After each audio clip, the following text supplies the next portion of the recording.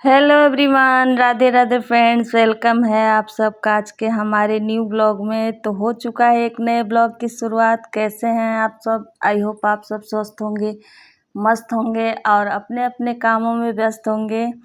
तो हो चुका है एक प्यारी सी गुड मॉर्निंग। तो राधे राधे।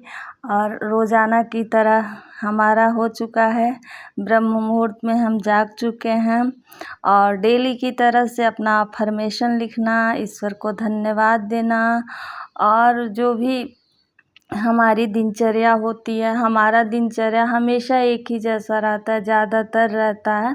आप लोग सोच रहे होंगे तो सुबह की जैसा जिसका नियम होता है वो वही करता है। तो हम अपने को अपने आप में ऐसे ढाले हैं कि यही हमारी दिनचर्या होती है सुबह। तो यहाँ आज थोड़ा सा ना मैं मेडिटेशन कर रही थी, तो सबसे पहले यही भगवान को धन्यवाद देना, ये देना और चेहरा धुल के आके ठंडे पानी से, क्योंकि सुबह कभी कभी ना नींद आने लगती है। क्योंकि आजकल इतनी ज़्यादा गर्मी है ना कि रात को इंसान सो नहीं पाता है, तो नींद आलस आने लगता है थोड़ा सा। तो ठंडे पानी से मैंने मुँह धुला और उसके आँखों पे खूब छींटे मारे, तो उससे नींद खुल जाती है। और फिर मेडिटेशन किया। और आज थोड़ा सा बाहर जाने में मुझे लेट हो गया था, मैं उठी थी उसी टाइम से। तो आज है एकादशी का दिन, तो डेली की तरह और जल्दी मैं उठी थी। पर क्या है ना कि जब मैं मेडिटेशन कर रही थी तो ब्लॉग में तो आप लोग को बहुत कम दिखता है, पर क्या होता है ना, वो जब मैं ध्यान लगा रही थी तो आज मेरे ध्यान खूब अच्छे से लग गया था। और जब बहुत ज़्यादा ध्यान लग जाता है ना, तो उस टाइम आप चाहो ना कि उठ जाए वहाँ से, तो पूरी शरीर जकड़ दी रहती है, तो वो उठ नहीं पाता जब तक आपका ध्यान नहीं खुलेगा। अगर उस टाइम आप किसी तरह से ज़बरदस्ती उठ गए ना, तो आप गिर पड़ोगे, क्योंकि पूरा शरीर सुन्न हो टाइप हो गया रहता है। तो इस वजह से अभी मैं थोड़ा जल्दी उठी हूँ। अगर मैं आज लगी होती ना, कोई काम का टेंशन नहीं होता, एकादशी व्रत का ये सब नहीं होता ना, तो पता नहीं कितने घंटे लग जाते। क्योंकि ना मतलब जैसे एक होता है ना कि जब ध्यान पूरा हो जाता है तो फिर से अपने आप आपका ध्यान खुल जाता है। लेकिन एक होता है ना कि अगर जिस दिन बहुत ज़्यादा साइलेंस में आप चले गए, डीपली ध्यान लग गया, तो फिर उस दिन ऐसे ही होता है। तो इसीलिए थोड़ा सा आज उजाला दिख रहा था, तो मुझे अजीब लग रहा था उठने में, लेकिन कोई बात नहीं, सारा काम अच्छे से हो गया था। तो उसके बाद से और यहाँ ज़्यादा कुछ उजाला दिख रहा है, इसलिए ना कि यहाँ बाहर बल्ब जल रहा है दोनों, तो यहाँ ज़्यादा उजाला दिख रहा है। और मतलब यहाँ ना गांव में, शहर में होता आदमी ना तो बाहर जल्दी नहीं निकलता, लेकिन हम लोग जैसे ही निकलते हैं रूम में से, खुले हवा में निकलते, पूरा मतलब जैसे बाहर उजाला दिखने लगता है। खुली छत है इस वजह से, तो इसी वजह से थोड़ा ज़्यादा दिख रहा था। तो जो भी दिनचर्या होता है, पूरा ब्लॉग तो हम नहीं दिखा पाए हैं। जो भी दिनचर्या हुआ, पानी छिड़कना, और फिर से मुझे ना जब बहुत डीपली ध्यान लग जाता है तो फिर से ये लगता है ना कि बीच में उठ जाओ ना, तो लगता है कि मतलब बहुत ज़ोरों की नींद आ रही है और इतना ज़्यादा रिलैक्स मिलता है ना, तो मुझे फिर से नींद आने लगी थी। तो उसी समय फिर मैं जाके फ्रिज से पानी निकाली, खूब आँखों पे और छींटे दिए, क्योंकि अब तो ये सोने का टाइम है नहीं। अब वो ध्यान की वजह से ही हो रहा था। उसके बाद झाड़ू वगैरह लगाई, वरना कभी मैं इतना मतलब लेट झाड़ू वगैरह नहीं लगाती हूँ। एकादशी के दिन मैं जल्दी करती हूँ, और एकादशी के दिन उजाला होते होते मतलब पूजा करना शुरू हो जाता है, क्योंकि उस दिन पूजा में हमारे टाइम भी लगता है।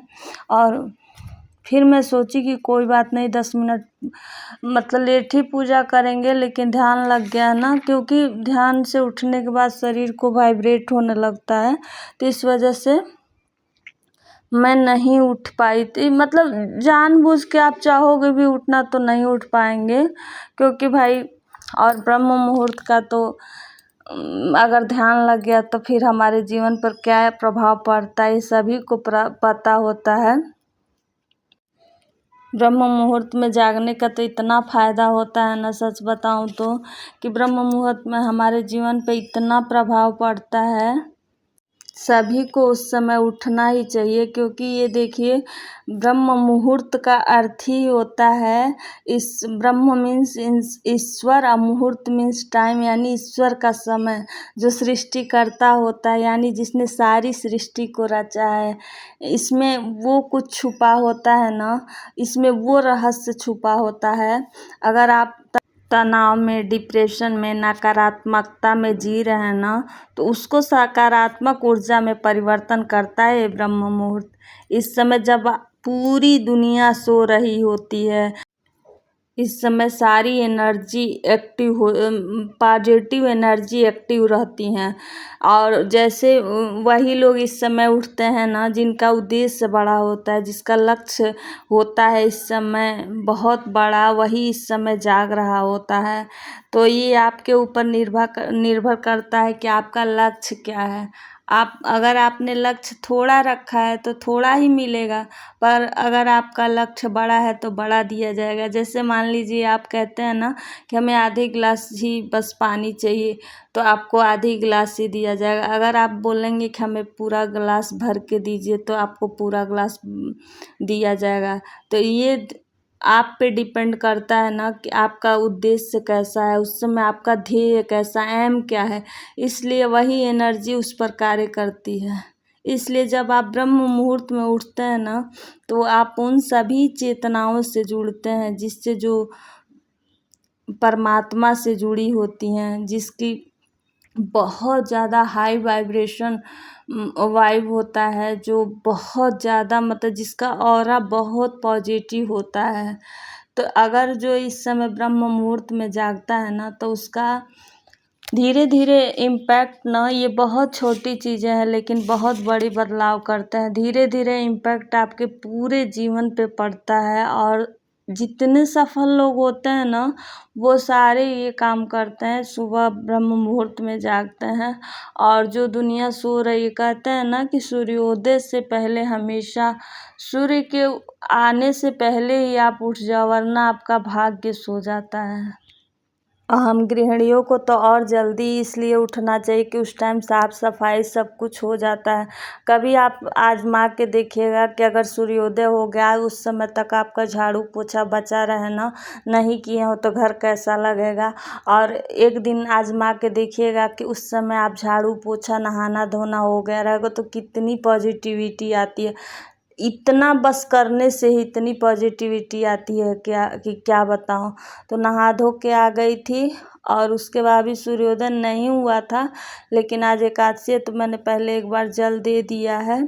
और उसके बाद से फिर से तुलसी पूजा, भोलेनाथ की पूजा, पार्थिव शिवलिंग की पूजा, घर में पूजा, ये सब करेंगे।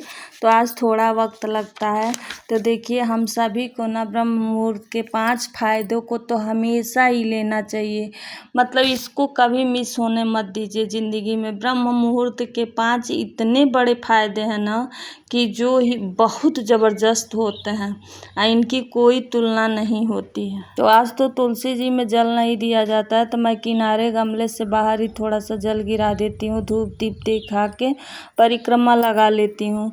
तो चलिए बात करते हैं ब्रह्म मुहूर्त के बड़े फायदे क्या क्या होते हैं। सबसे पहले बड़े फायदे तो देखिए, हमारे बाबा हमेशा कहा करते थे, यानी दादाजी, हम लोग बाबा जी बोलते थे उनको, कि ब्रह्म मुहूर्त में उठने से लंबी आयु मिलती है। क्योंकि देखिए, पहले ज़माने के लोग होते थे तो इतना जल्दी उठा करते थे, और हमारे बाप दादा सभी हम लोग को बताते थे, उनके बाप दादा उनको बताए थे, तो कितना दिन वो लोग जीते हैं। आज का ज़माना किसी का 50 तक नहीं पहुंच पा रहा है ज़्यादातर। तो अगर आप ब्रह्म मुहूर्त में उठ रहे हैं, सुबह की ताज़ी हवा ले रहे हैं, मेडिटेशन कर रहे हैं, यानी साइलेंस में बैठ रहे हैं, महसूस कर रहे हैं उसको, वॉक कर रहे हैं, तो इससे आपकी लंबी आयु होती है। तो कितना बेहतर होता है ये चीज़। आज का तो जनरेशन इतना गंदा हो गया है ना, कि क्या बताऊँ। आज तो ये एक शौक बन गया है 12 बजे रात, 2 बजे रात तक जगना, और सुबह 10 बजे तक सोना। तो ये इंसान इसी तरह गर्त में गिरता जा रहा है। दूसरा है कि एक्स्ट्रा टाइम आपके पास मिल जाता है। कि देखिए, जब हम सुबह जल्दी उठते हैं ना, तो हमारे पास, जब सारी दुनिया सो रही थी, उससे पहले हमारा या 2 घंटे में 1 घंटा आप अपने आप के लिए निकाल लीजिए और 1 घंटा में घर का काम कर लीजिए। नहाना मान लीजिए 2.5 घंटा हम एक बात कर रहे हैं, आधा घंटा हम पूजा पाठ और सब कर लीजिए। तो देखिए आपके पास बीच का जो टाइम होता है इतना एक्स्ट्रा टाइम मिलता है, उसके बाद आपके घर के काम जल्दी हो जाएंगे। जो महिलाएं हैं ना, तो उन्हें एक्स्ट्रा काम करने के लिए टाइम मिल जाता है, वो चाहे तो 2 पैसे कमाने के लिए भी कुछ कर सकती हैं। यहाँ भोलेनाथ शिवलिंग बनाई थी मैं, पार्थिव शिवलिंग, तो उनका भी पूजा कर ले रही हूँ। तीसरा है देखिए साधना बढ़ाना। जब हम साधना, पहले ज़माने के ऋषि मुनि थे लेनो, तो बहुत ज़्यादा ब्रह्म मुहूर्त में ही साधना करते थे लोग। और अगर वही मेडिटेशन ध्यान हम इंसान करते हैं ना, मतलब जो आम पब्लिक है वो करती है, तो सोचिए उसके फ़ायदे। ऋषि मुनि में इतना फ़ायदा होता है तो हम लोग में भी तो फ़ायदा होता होगा। उससे मेधावी, तो कहते हैं जो बच्चे ब्रह्म मुहूर्त में पढ़ते हैं उठ के, उनका पढ़ा, उस टाइम का पढ़ा कभी भूलता नहीं, वो बच्चे बहुत मेधावी होते हैं। चौथा होता है ना मेंटल क्लियरिटी। आप जो गोल बनाते हैं, जिस पे काम करते हैं ना, पूर्णतः उस पर क्लियरिटी आती है कि हमें क्या करना। आप अच्छा डिसीजन ले पाते हैं, जल्दी ले पाते हैं। इस सब चीज़ें बहुत लोग को देखा होगा आप लोगों ने ना, कि वो डिसीजन ही नहीं ले पाते हैं और उनका गोल कोई सेट नहीं होता है, क्या करना है उनके लाइफ में, क्या नहीं करना है। तो इस आगे पीछे वो दोनों चलते हैं, कभी इधर का सोचते हैं, कभी उधर का सोचते हैं। तो इस वजह से मेंटल क्लियरिटी आती है सुबह का करने। कुछ काम ऐसे होते हैं जो सुबह करिए तो बहुत ही फायदेमंद होते। जितने सारे सक्सेस लोग हैं ना, सब उस टाइम में उठ के अपना गोल लिखते हैं। या पूजा पाठ कीजिए, ध्यान जप कीजिए, जो करना है वो कीजिए ना, तो उससे हर काम, मतलब हर क्षेत्र में आपको अच्छा ही मिलेगा। तो माला जाप करने के बाद से मैं अपना विष्णु सहस्त्र नाम का पाठ करती हूँ। मैं तो पहले तो मैं डेली कर लिया करती थी दोनों टाइम, पर इस टाइम थोड़ा सा मेरे पास टाइम का अभाव हो गया है, तो मैं वैसे एकादशी द्वादशी को तो ज़रूर ही करती हूँ। अब देखते हैं, समय निकाल के डेली किया करेंगे। 5वां है शारीरिक स्वास्थ्य। देखिए जब हम सुबह उठते हैं ना, अपने लिए 10 मिनट टाइम निकालते हैं, योगा एक्सरसाइज करते हैं या मेडिटेशन करते हैं, तो मेडिटेशन से भी बहुत सारी बीमारियां ठीक हो जाती हैं। कहने के लिए ये होता है कि शांत, देखिए अकेलापन में अगर आप शांत रह रहे हैं ना, वो बहुत, मतलब बीमारियों की दवा है शांत रहना। लेकिन ये है कि आप अंदर से शांत रहिए। बाहर से शांत मुंह बंद कर लिए और अंदर हलचल चल रहा है तो उससे नहीं, लेकिन आप अंदर से अगर शांत हो गए हैं ना, तो आप उसमें अपना देख पाएंगे कि क्या हमारे में कमी है, क्या आप में अच्छाई है, वो चीज़ देख पाएंगे और ओवर थिंकिंग से बचेंगे। आपके शारीरिक स्वास्थ्य बहुत अच्छा रहेगा। सुबह मान लीजिए उठ रहा है आदमी, टाइम है तो आप ज़रूर, या आप कुछ भी नहीं कर रहे हैं ना, फिर भी ताज़ी हवा में घूम रहे हैं, तो वो ताज़ी हवा में इतना मतलब कितना उसमें पॉजिटिविटी है। वो जो घूमता है ब्रह्म मुहूर्त में उठता है, वही उसका मज़ा चख पाता है। इसीलिए मैं बार बार कहती हूँ कि एक दिन उठ जाए ना, अगर कंटिन्यू जो नहीं उठ पा रहा है, धीरे धीरे 21 दिन रूटीन बना ले तो वो उठ ही जाएगा। तो यहाँ हमारा पूजा पाठ हो चुका था, तो अब आ गया है वक्त आप सबसे विदा लेने का, क्योंकि ब्लॉग यहीं तक रहेगा, ब्लॉग बड़ा हो जाएगा। यहाँ ठाकुर जी और भोलेनाथ इतने प्यारे लग रहे थे लो ना। भोलेनाथ को तो मैं नीचे भी रख दी थी प्लेट में, क्योंकि जगह नहीं था। तो चलिए अब ब्लॉग को करते हैं एंड। और अगर थोड़ा भी आप लोग को ब्लॉग पसंद आया होगा तो लाइक कर दीजिएगा, न्यू है तो चैनल को सब्सक्राइब भी कर लिए, फ्रेंड्स और फैमिली में शेयर कर दीजिए। एक प्यारा सा कमेंट करके बताइएगा कैसा लगा ब्लॉग। मिलते हैं नेक्स्ट ब्लॉग में। राधे राधे।